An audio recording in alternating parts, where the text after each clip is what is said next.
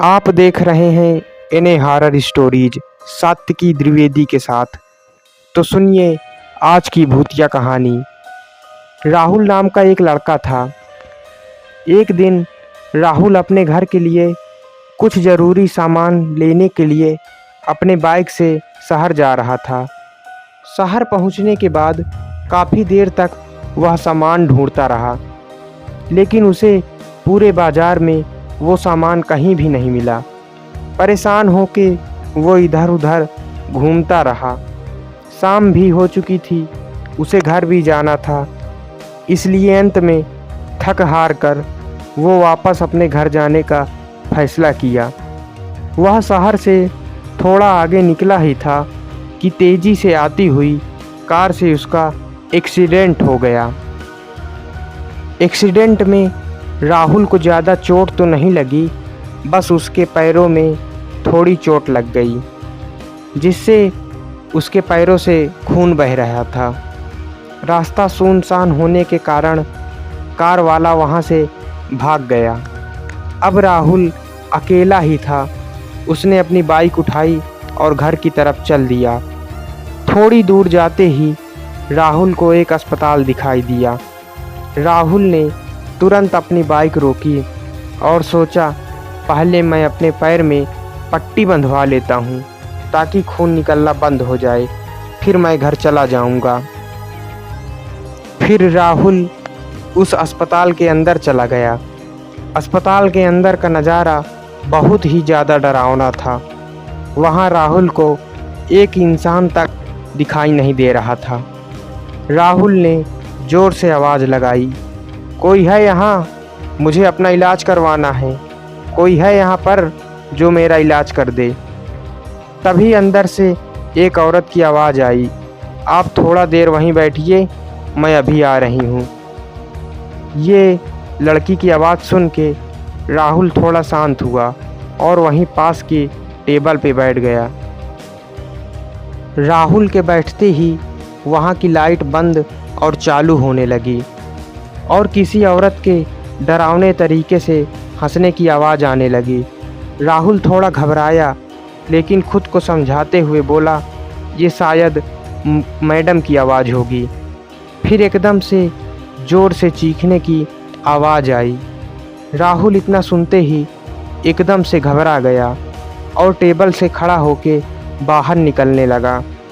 तभी वो मैडम राहुल के पास आ गई और उससे बोली, हाँ बताइए, आपको क्या इलाज करवाना है?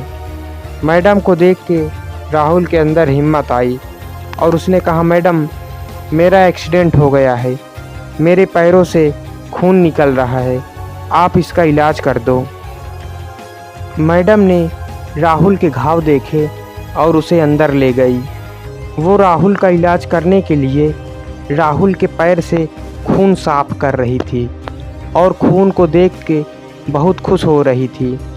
उसने राहुल के सामने खून को सूंघने लगी। राहुल को थोड़ा शक हुआ तो उसने कहा, मैडम आप ये क्या कर रही हो? उस मैडम ने राहुल को कोई जवाब नहीं दिया, बस डरावनी आवाज़ में गुर्रा रही थी और खुश हो रही थी। राहुल एकदम से डर गया और अपना पैर हटा लिया। राहुल के ऐसा करते ही वो मैडम चुड़ैल के रूप में बदल गई और राहुल से कही, मुझे तेरा खून पीना है, तू जिंदा नहीं बचेगा अब। राहुल ने चुड़ैल का भयानक रूप देखा।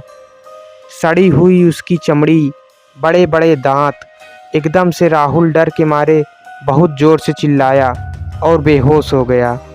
कुछ देर में जब वो होश में आया तो उसने देखा उसके पास दो लोग खड़े थे और उस पे पानी के छींटे मार रहे थे। राहुल ने उन लोगों से पूछा, आप लोग कौन हैं? और मैं तो हॉस्पिटल में था। उन लोगों ने राहुल से कहा, भाई तू पागल वागल है क्या? कौन सा हॉस्पिटल? यहाँ दूर दूर तक तो कोई भी हॉस्पिटल नहीं है। राहुल खड़ा हुआ और उन लोगों को हॉस्पिटल दिखाने के लिए जैसे ही पीछे मुड़ा, राहुल के पैरों के नीचे ज़मीन खिसक गई, क्योंकि वहाँ अस्पताल नहीं बल्कि एक कब्रिस्तान था।